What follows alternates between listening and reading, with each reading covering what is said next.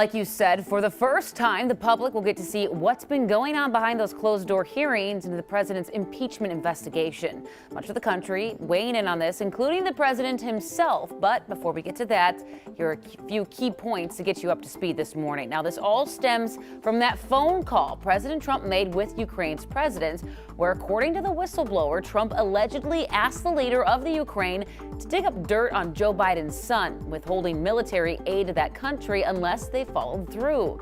President Trump insists the call with Ukrainian president was perfectly normal. Democrats saying what President Trump did was unconstitutional, hence the impeachment inquiry began.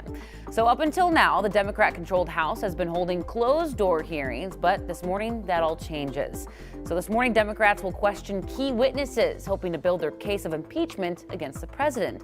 First up will be Bill Taylor, a top U.S. envoy in Ukraine, followed by top State Department official George Kent.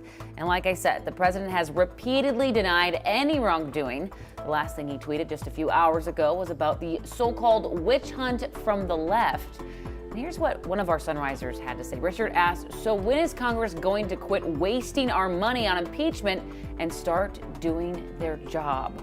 Republicans will likely argue that President Trump was trying to expose corruption and that Ukraine did, in fact, get their military aid, and they didn't start any investigations into the Biden family. But yeah, like one of our Sunrisers was mentioning, a lot of people are saying this is a big old waste of money because even if the House did impeach President Trump, the Senate is Republican controlled. Right. It's not going to happen there. Yeah, and but still today, they're probably going to be fireworks. People are still going to watch. I wonder how much the public actually really cares now that we've gotten to this phase. So we'll see. All right. Thanks, Alicia. You can watch live coverage of the public impeachment hearings on KARE 11 beginning at 9 o'clock.